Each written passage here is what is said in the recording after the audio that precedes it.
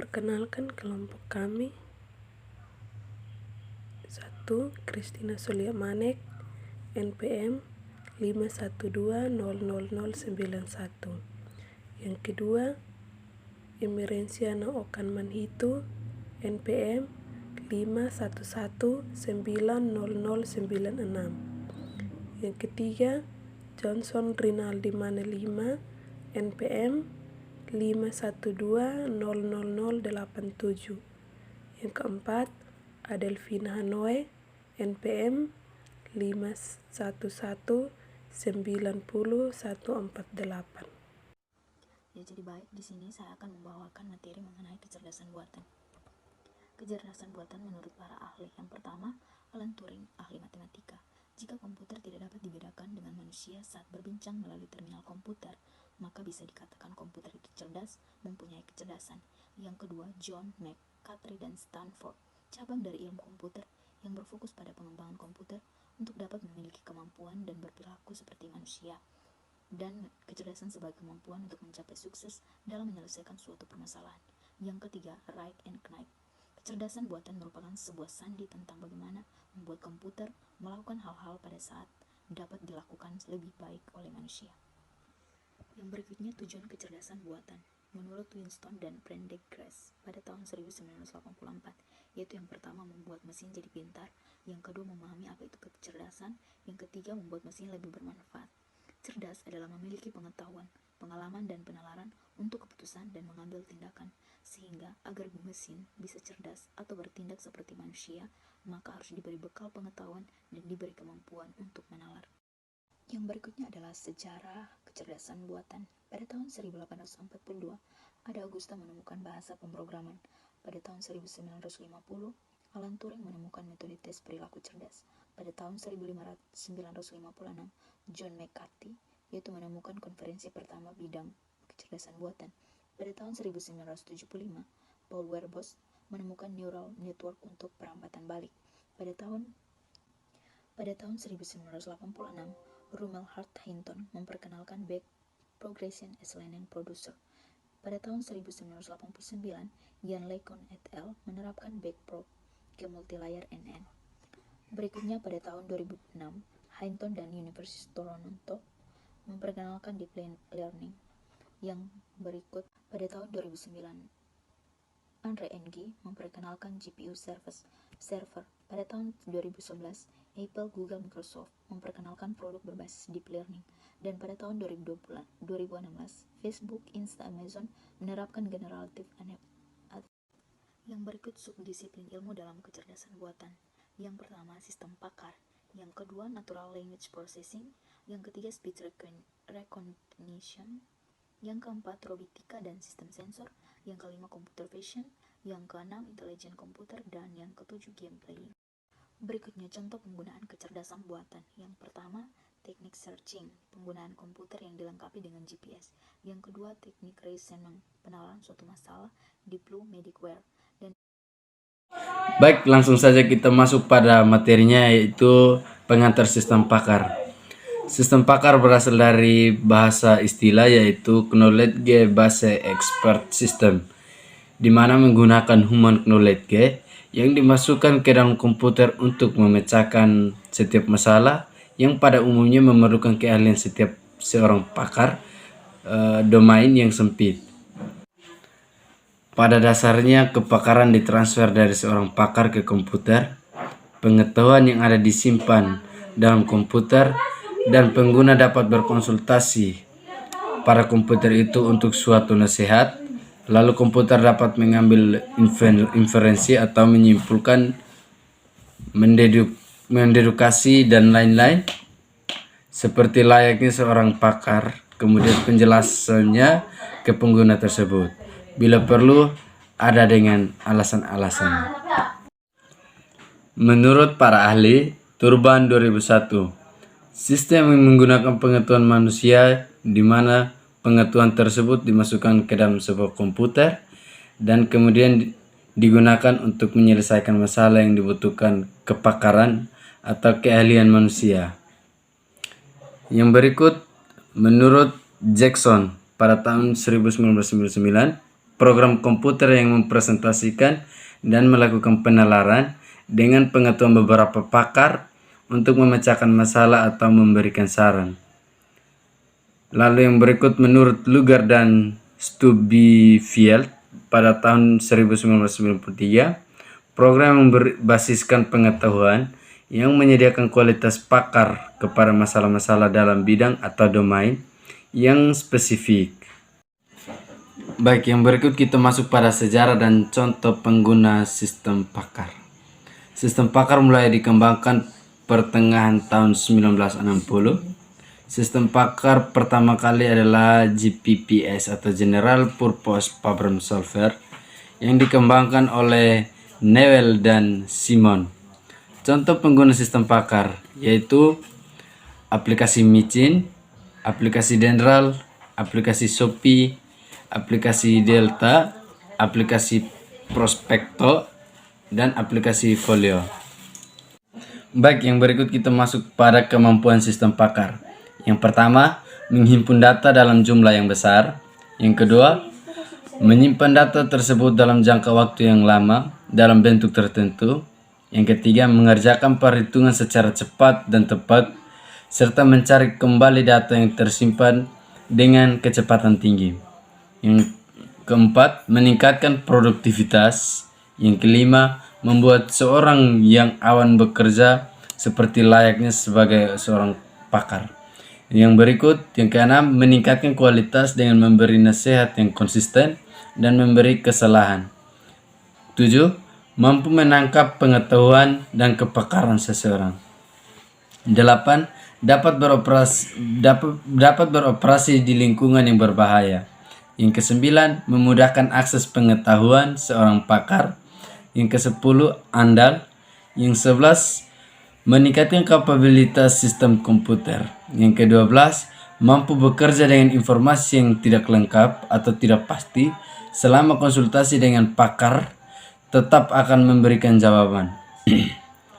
Yang ke-13, bisa digunakan sebagai media pelengkap dalam pelatihan. Yang berikut berbicara tentang keuntungan sistem pakar. Yang pertama, menjadikan pengetahuan lebih mudah didapat. Yang kedua, meningkatkan output dan produktivitas. Yang ketiga, menyimpan kemampuan dan keahlian para pakar. Yang keempat, meningkatkan penyelesaian masalah. Yang kelima, meningkatkan rehabilitas. Yang keenam, memberikan respons atau jawaban yang cepat. Yang ketujuh, merupakan panduan yang intelijen atau cerdas. Yang kedelapan, dapat bekerja dengan informasi yang kurang lengkap dan mengandung ketidakpastian. Yang kesembilan, dapat digunakan untuk mengakses basis data dengan cara cerdas. Yang berikut kita masuk pada kelemahan sistem pakar. Yang pertama, pengetahuan tidak bisa selalu dapat dengan mudah karena pendekatan yang dibuat oleh satu pakar dengan pakar lainnya berbeda. Yang kedua, untuk membuat suatu sistem yang berkualitas sangat sulit dan memerlukan biaya yang tinggi. Yang ketiga, sistem pakar tidak 100% benar, perlu diuji ulang sebelum digunakan. Dalam hal ini, peranan manusia merupakan faktor dominan. Yang berikut kita masuk pada ciri-ciri sistem pakar. Yang pertama, terbatas pada dominan keahlian tertentu. Yang kedua, dapat memberikan penalaran untuk data-data yang tidak lengkap atau tidak pasti. Yang ketiga, dapat menjelaskan alasan-alasan dengan cara yang tidak dapat dipahami. Yang keempat, bekerja berdasarkan pada kaidah atau rule tertentu. Yang kelima, mudah dimodifikasi. Yang keenam, basis pengetahuan dan mekanisme inferensi terpisah. Yang ketujuh, output bersifat anjuran. Yang kedelapan, sistem dapat mengaktifkan kaidah secara searah yang sesuai. Berikut akuisisi pengetahuan. Subsistem ini digunakan untuk memasukkan pengetahuan dari seorang pakar dengan cara merekayasa pengetahuan agar bisa diproses oleh komputer dan meletakkannya ke dalam basis pengetahuan dengan format tertentu dalam bentuk representasi pengetahuan. Sumber-sumber pengetahuan bisa diperoleh dari pakar, buku, dokumen multimedia, basis data, laporan riset khusus, dan informasi yang terdapat di web. Berikut basis pengetahuan. Basis pengetahuan mengandung pengetahuan yang diperlukan untuk memahami, memformulasikan, dan menyelesaikan masalah. Basis pengetahuan terdiri dari 2 elemen dasar, yaitu yang pertama fakta, misalnya situasi, kondisi atau permasalahan yang ada. Yang kedua rule atau aturan untuk mengarahkan penggunaan pengetahuan dalam memecahkan masalah. Berikut mesin inferensi, sebuah program yang berfungsi untuk memadu proses penalaran terhadap suatu kondisi berdasarkan pada basis pengetahuan yang ada, memanipulasi dan mengarahkan kaidah, model dan fakta yang disimpan dalam basis pengetahuan untuk mencapai solusi atau kesimpulan. Dalam prosesnya, mesin inferensi menggunakan strategi pengendalian, yaitu strategi yang berfungsi sebagai panduan arah dalam melakukan penalaran. Daerah kerja atau blackboard untuk merekam hasil sementara yang akan dijadikan sebagai keputusan dan untuk menjelaskan sebuah masalah yang sedang terjadi. Sistem pakar membutuhkan blackboard, yaitu area pada memori yang berfungsi sebagai basis data. Yang pertama rencana pada keputusan, solusi, dan agenda. Berikut antar muka pemakai sebagai media komunikasi antar pengguna dan sistem pakar. Komunikasi disajikan dalam bahasa alami atau natural language dan dilengkapi dengan grafik, menu, dan formulir elektronik. Pada bagian ini akan terjadi dialog antara sistem dan pengguna. Berikut subsistem penjelasan, memberi penjelasan kepada pengguna, kesimpulan dapat diambil. Sistem perbaikan pengetahuan. Yang pertama, kemampuan memperbaiki pengetahuan dari seorang pakar diperlukan untuk menganalisis pengetahuan, belajar dari kesalahan masa lalu, kemudian memperbaiki pengetahuan sehingga dapat dipakai di masa mendatang. Kemampuan evaluasi diri seperti itu diperlukan oleh program agar dapat menganalisis untuk mengambil kesimpulan. Yang kedua, dengan cara ini, basis pengetahuan yang lebih baik dan penalaran yang lebih efektif akan dihasilkan. Yang berikut, pengguna atau user. Pada umumnya, pengguna sistem pakar bukanlah seorang pakar atau non-expert yang membutuhkan solusi, saran, atau pelatihan dari berbagai permasalahan yang ada. Berikut representasi pengetahuan. Secara umum, rule merupakan evidensi lebih dari satu yang dihubungkan oleh kata penghubung and atau or atau kombinasi keduanya. If E1, NE2, NE3, NN, then H. If E1 or E2, E3 or and then H. Satu evidensi juga bisa mempunyai hipotesis lebih dari satu. If E, then dalam kurung H1, NH2, NH3, NHN.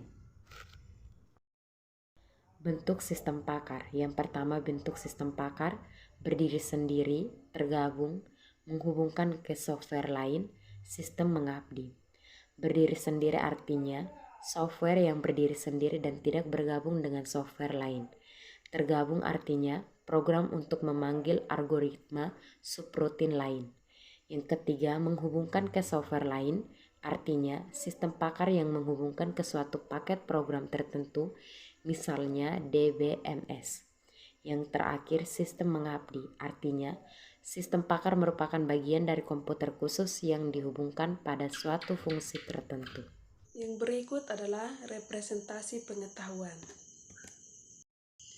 Pengetahuan atau knowledge dibagi menjadi 3, yaitu pengetahuan, representasi pengetahuan, hierarki pengetahuan. Yang pertama itu pengetahuan, sesuatu yang terwujud dalam jiwa dan pikiran seseorang karena adanya reaksi, sentuhan, dan hubungan dengan lingkungan dan alam sekitarnya. Fakta atau keadaan yang timbul karena suatu pengalaman. Yang kedua itu representasi pengetahuan, cara untuk menyajikan pengetahuan yang diperoleh ke dalam suatu skema atau diagram tertentu sehingga dapat diketahui relasi antara suatu pengetahuan lain yang dapat dipakai untuk menguji kebenaran penalarannya. Yang ketiga, hierarki pengetahuan. Yang pertama, meta-knowledge adalah pengetahuan dan keahlian. Yang kedua, pengetahuan. Yang ketiga, informasi. Yang keempat, data. Yang kelima, noise, yaitu data yang masih kabur. Yang berikut, jaringan sistematik. Jaringan sistematik merupakan teknik representasi pengetahuan yang digunakan untuk menggambarkan data dan informasi yang menunjukkan hubungan antar objek. Yang berikut, objek bisa berupa benda fisik dan konsep pikiran atau tindakan. Jaringan sistematik berupa grafik yang terdiri dari node yang mempresentasikan objek dan busur atau arcs yang mempresentasikan relasi antara objek tersebut. Hubungan merupakan dasar yang penting dalam jaringan sistematik karena menyediakan struktur dasar untuk pengorganisasian pengetahuan. Yang berikut, frame atau bingkai. Frame ditemukan oleh Marvin Minsky pada tahun 1970. Frame merupakan struktur data yang digunakan untuk mempresentasikan pengetahuan yang didasarkan pada karakteristik yang sudah dikenal, yang merupakan pengalaman. Frame merupakan kumpulan pengetahuan tentang suatu objek tertentu peristiwa, lokasi, situasi, dan lainnya. Frame terdiri dari dua elemen dasar. Yang pertama, slot merupakan kumpulan atribut atau properti yang menjelaskan objek yang direpresentasikan oleh frame berupa 1. Informasi identifikasi frame. Yang kedua, hubungan frame dengan frame yang lain. Yang ketiga, penggambaran persyaratan yang dibutuhkan frame. Yang keempat, informasi prosedur untuk menggunakan struktur yang digambarkan. Yang kelima, informasi default frame. Yang keenam, informasi baru. Yang kedua, subslot, menjelaskan pengetahuan atau prosedur dari atribut pada slot yang berbentuk. Yang pertama, value, nilai dari suatu atribut. Yang kedua, default, nilai yang digunakan jika slot kosong.